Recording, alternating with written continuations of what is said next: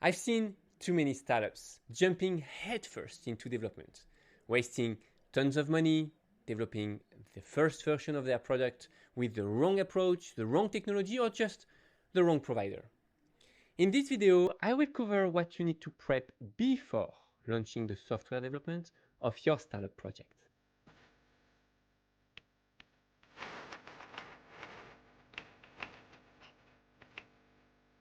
Hi and welcome back. I started to dive into the startup world in 2012, as I said before. And actually, I began more in 2010, when I got my first startup idea and when I started to work on it. But launching a startup is hard, and most of complicated part is to understand what to do next and when. Luckily, there are a bunch of great books that describe the process to build a startup. Overall, must-reads for any startup founders. But what these books lack is how to actually build the product. They don't answer things like what's the best technology to build my prototype and to get prepared for the following stages. What type of developer or CTO do I need for my specific project? The thing is, there are thousands of ways to develop a startup. And there is no step-by-step or no replicable process to follow. All startups are different, right? That's why you might have been advised to find a technical co-founder to develop your product. But finding the right one without knowing what to look for is like hoping to win the lottery, right? So let me illustrate with this startup that I worked with a few years ago what the process looked like. Actually, it was a quite known founder in the local health market. He contacted me to perform an audit for his startup. He found a technical co-founder early on. And even though it was an official CTO, he acted as a developer, creating the product from scratch for more than a year. Shortly after the launch, tensions were pretty high between the CTO and the CEO. And I mean, it was already too late, in fact. The CTO actually turned down the servers. He went crazy. He stole the source code from the company and blackmailed the founder to get paid for the time he invested in the project. Needless to say that it ruined the company and neither got what they wanted. Unfortunately, this type of things is quite common. So let's analyze what happened. First, it all comes down to this project line, and more specifically to the beginning of the project.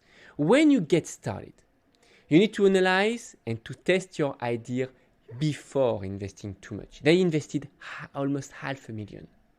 And too many startups start software development before validating the idea. So first things to do is to know the why you build that startup, why you want to go on that adventure, because that's a risky adventure. Let's tell you the truth. Building a startup is risky. First, then, secondly, before to move forward, you need to define your dream client, your niche strategy. Dive into the smallest network, smallest market as you can. Then you need to dive into that industry, network, to build relation with influencers, etc., to define precisely who is your persona and that you want to sell to. Then, once you have your persona, you need to define an acquisition strategy and to test that acquisition strategy. To test maybe an offline version of your business to be sure that you are in contact with people, and then after you will move online. Or you can do not in parallel, but you can use online tools to build an offline relationship. You can also tweak and test your business model accordingly to define what growth hacking technique you will be able to use down the road to get more and more people like your persona. So before to prototype or to build a proof of concept, you need to basically have that, right?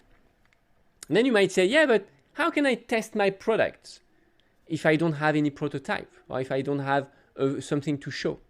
Actually, you can have a product. As I just said, maybe you can have a a product that do not use software development, or maybe just use, I would say, just Google Drive or basic tools, but just provide the value. And you can be the interface between that software or that piece of data or database in Excel spreadsheets and your clients. As soon as you provide the value that your startup commit to, everything is fine. I'm going to show you another example. It remember me a startup back in 2016, if I'm right. A French startup founder. The startup was named BAM, BAM.Archie. It's a French startup. And they generated 8 million euro in turnover without a single line of code.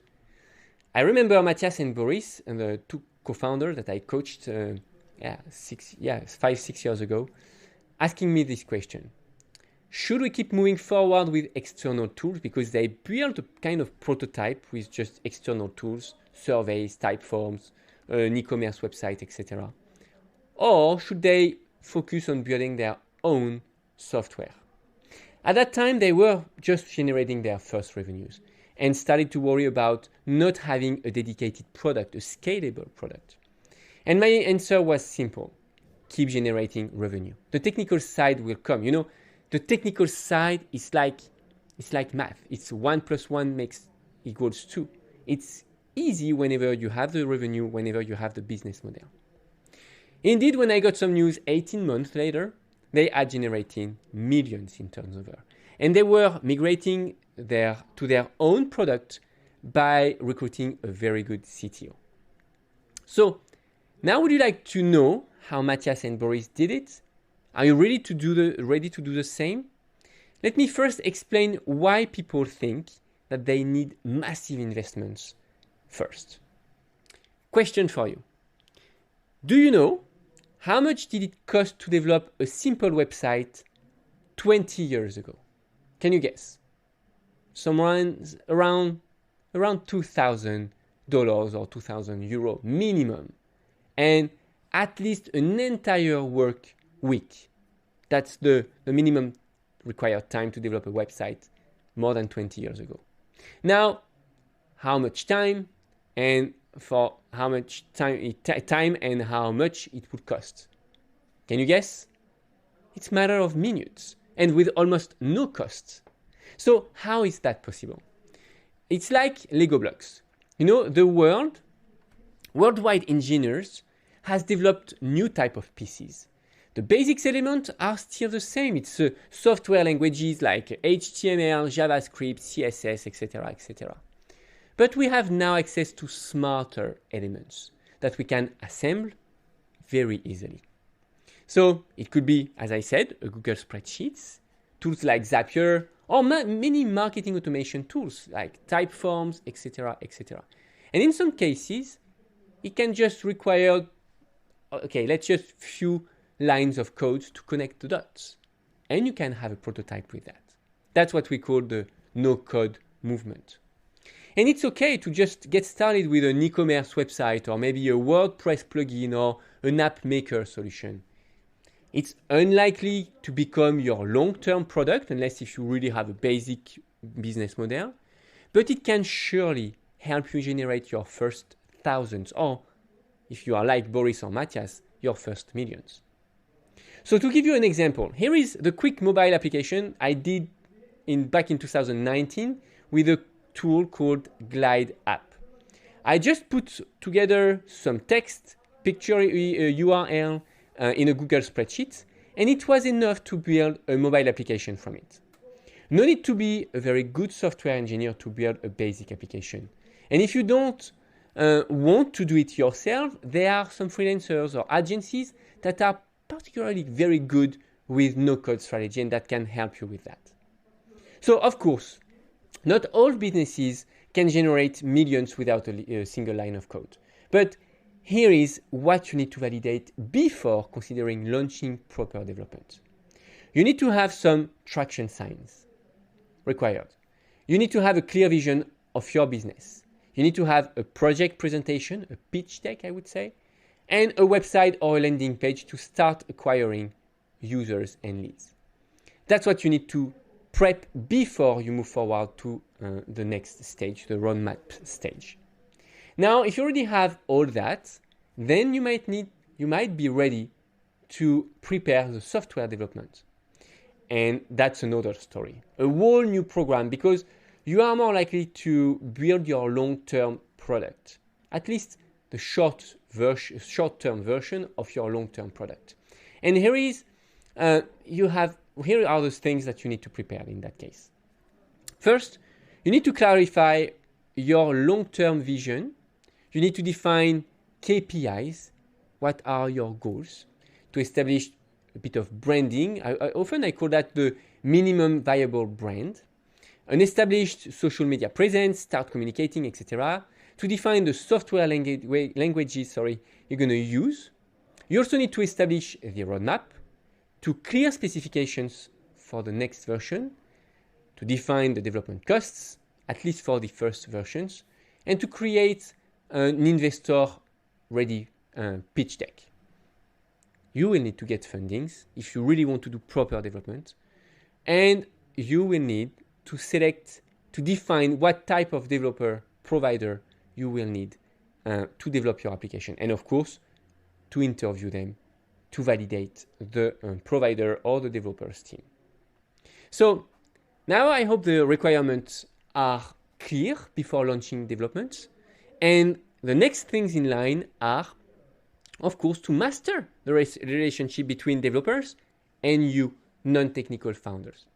And that's why you need to really understand and to learn to move safely on the development stage. And if you want to build and grow your own team, that's really a requirement.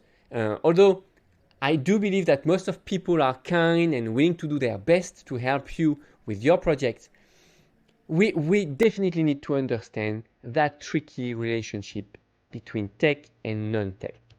And I'm going to see you in the next video just to talk about that, to help you become a better tech manager.